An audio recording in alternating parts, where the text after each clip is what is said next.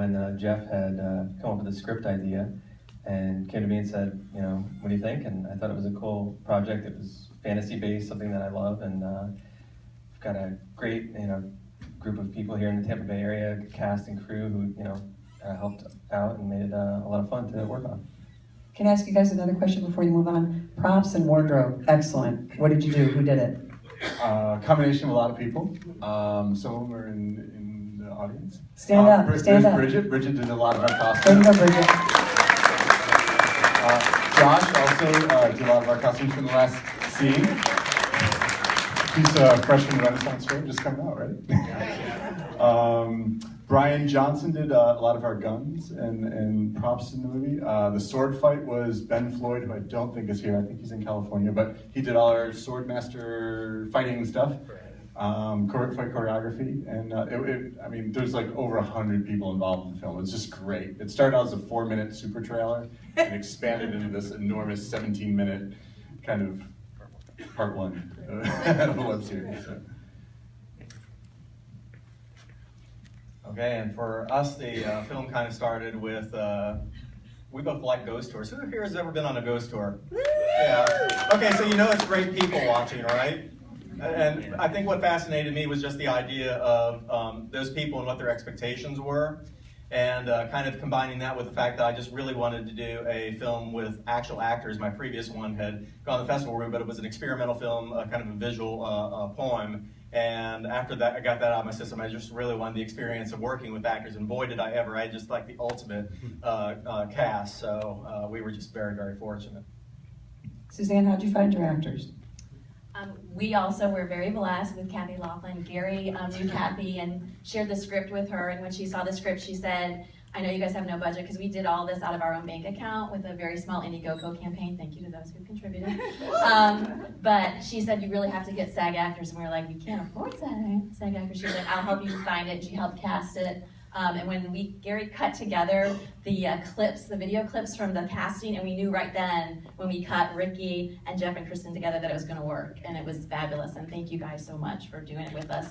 We had no bathrooms. We shot, and it was 90 degrees in Ybor with no bathrooms, and no one had to pee because you sweat so much. So thank you guys for bearing with us. Suzanne, before you let go of that mic, how difficult was it hiring SAG actors? Was it a royal pain, or was it easier than you thought? It was way easier than I thought. The hardest part was doing math for your like pensions and stuff, and I got that wrong, but they quickly told me I got it wrong, and I had to write another little check. But it was actually really easy. You just have to fill out the paperwork, so don't be afraid. And there's a special clause for ultra low budget, no budget films, so try it, you'll like it. You'll get these great guys and gals. Thank you. Let's open it up for questions. Here we go. Who's first? I'll give you another question while people are waiting to think of their question. Go ahead. When is part 2? Well, we're really excited about doing some more episodes, and we have to raise money, a little bit of money. We have a couple people that are interested in investing, but I think we're going to do another Indiegogo campaign, so if you're interested, we'll send out notes on the Facebooks and social medias. Facebook is skyshipchronicles.com. Skyshipchronicles.com. Pardon me. Anybody on the move, don't forget to vote as you go out. The instructions are on the wall. Question, yes, nice and loud. Those were all really awesome. Congratulations. You guys did all this fantastic job. My question is for 1954. Where did you shoot the majority of the interior of the warehouse? So like the dark, like corridors and such? Yeah, a funny story. That was actually a warehouse owned by the company I work for, Spectrum, right down the street in Channelside, and that was in Ybor, and it was just kind of this perfect, just creepy, cavernous space that really was part of the inspiration for the film. We had it for a while, and I just knew that I wanted to shoot something in there someday, and as the idea started to form, it just became essential that that was the main space. Was the ghost story one based off a real ghost story, or was it something you guys came up with? Totally made up, yeah. Yeah, actually, it's funny you asked that because I considered initially weaving in some local lore and some real factual stuff, but you know, you just wanted something that kind of eased into the story in quick format, and so I just needed story that I could tell quickly where it didn't become the story unto itself. It was great. Thank you. Question on the side. Yes, regarding, I believe in Odessa, that was the one picture. I found it very interesting, the universe effectively that you created, this kind of dystopian near future kind of idea. Do you have any plans to explore that universe further, say in a sequel or prequel, something along those lines? We actually are working with the writer. We've developed a series treatment that we are pitching. Originally, I actually have been lucky enough when I moved to Los Angeles, I got an internship, and I'm one of the directors of a distribution company, and they've been helping me. The original plan was a web series, but they told me to try to get a 1-hour drama, so we've been meeting with different execs for that. She likes the concept of expanding on the characters. That's Excellent. one of the things. I'm sorry. Oh yeah, like the character that I play is actually only about 2 episodes. The main characters are Will, which you don't know from the short, but he actually is when Anthony says, "Oh, that's not the one," it's because he's actually looking for Will. And Ricky's actually not dead. So he brings people. Yeah, I know I'm spoiling too much of it, but stop. The point is, it's going to be a series. Sorry. So we're Thank hunting you. them down. I talk too much. No, you don't. Thank you very much. Next question. Yes, sir. Gary, it's not a question, it's just a statement. You have a very sick mind. I already knew that. Okay. Next question.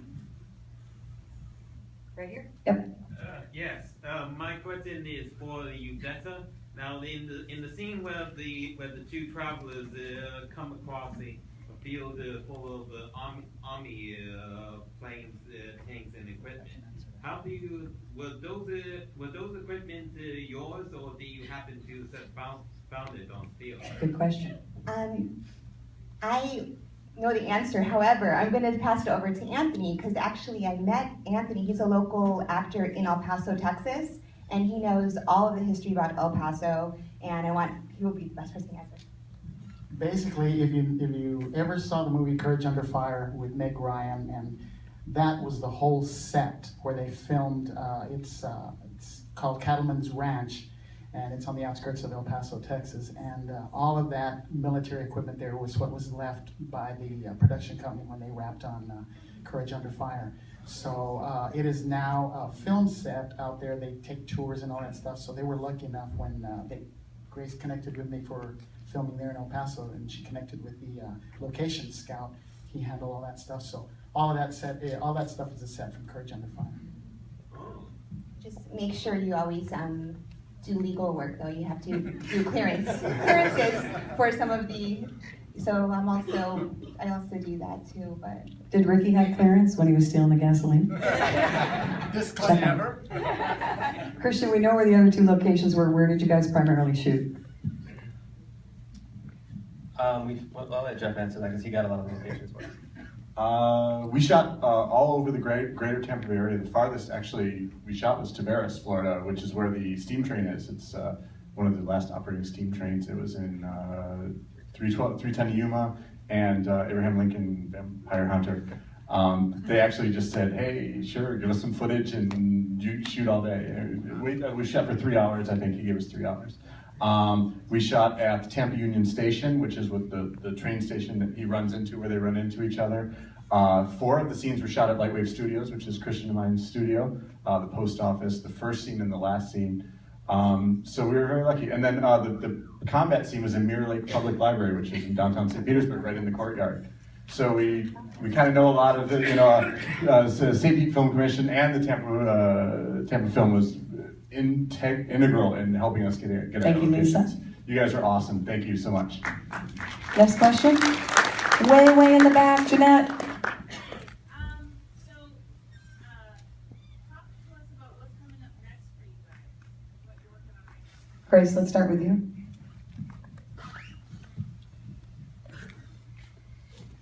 So I'm trying to break into series.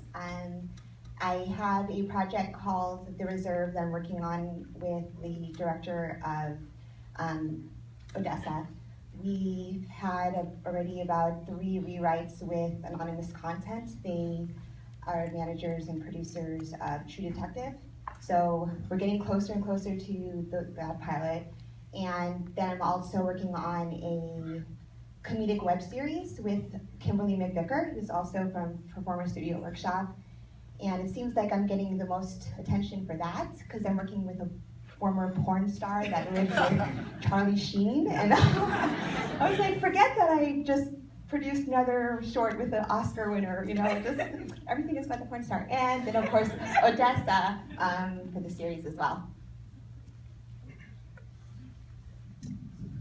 We're looking at trying to do a couple more episodes of Skyship Chronicles, and I'm working on a really cool pirate short with Iris Saunders, who happens to be right there. So we just filmed that last weekend. We filmed that in Fort DeSoto with a whole crew of pirates in the middle of the woods last weekend, so that was a lot of fun.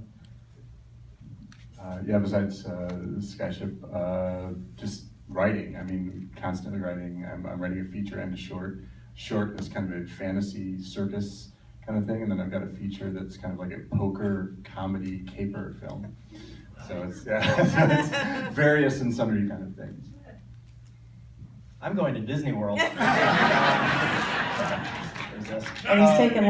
he's taking Lance with him. Yeah. I have a few kind of narratives in this vein in mind, but I think my next project is actually going to be a stop motion film and very different from this one in tone, very heartfelt and kind of a sentimental piece. So yeah, I'm not consistent in my body work, but I want to do it, so that'll probably be next. And I'll help whatever he's doing. And you'll go to Disney World. Next question up in the back. The sir, there you go, right? White shirt. This is for the guys with the Skyship Chronicles. I thought your storyline was pretty cool, and I was wondering, how did you think of it? Or what inspired? It was kind of a combination of many things. I mean, the original seed idea was just having this power source and this kind of unwitting guy played by Daniel wonderfully. He kind of, there's these two people, and originally they were time travelers. We kind of condensed the story, believe it or not. And basically, it's just the communion of all these characters kind of come together in this tiny little town in Wichita. And then we just kind of expanded on it. Kush and I kind of rewrote it from a little 3-page kind of, like I said, super trailer, and just kind of added on scenes. In fact, Christian, you wrote most of the last scene, which was, he was also... Yeah, I wrote myself a part in. Jeff was like, no. I was like, yeah, I'm gonna be in here. So, Clint Eastwood over here, both sides of the camera. Yeah, that's the, obviously. Funny, you wouldn't let me act. You would actually, Not even I'm an actor, not a director. Next question. Yes. This is for Skyship Chronicles. Your special effects were pretty amazing in that Zeppelin thing. Like, was that a special effect, or was that real, or can you tell us a little bit more? Yeah, that was a special effect. We had actually a guy that worked on my last movie. He's from Argentina. Did the Skyship effects on that. There's a lot of great people in the audience. Josh, up there. I don't know if Rios is here. Who else is on the effects team? Don did the drone. Don did the The drone. little robot guy that flew in the air. Yeah, so that was awesome. We had a lot of great people, all from, most of them local, except for Jack from Argentina. Last question. Yes, sir. This is a question for Odessa. So, within the film, there's a lot within, I guess, the political realm, plus the commentaries on the healthcare system, immigration, and we're just curious on, I mean, you didn't write it, it was from a writer. Did you have any input on implementing your own commentary, your own political agenda within the film, or did you just come? I do tend to pick scripts that have some type of social commentary. I don't want to be the type of person that says, this is my view and you should view this way as well. However, I do like to pick topics so it can start a conversation, definitely, because I find that more interesting than just, even the one that I'm working with the porn star, there's a commentary. There's commentary about females and their choices and everything, so. All right, you guys, let's give it up for them. Great job, you guys, and also for Burnt Grass and Nostalgia as well. Don't forget to vote on your way out. Enjoy the party. If you haven't gotten your ticket yet and you want to do it, it's going to be a great time. Free food, open bar, don't miss it. And thank you for supporting the 2015 Suncoast Credit Union Gasparilla Film Festival.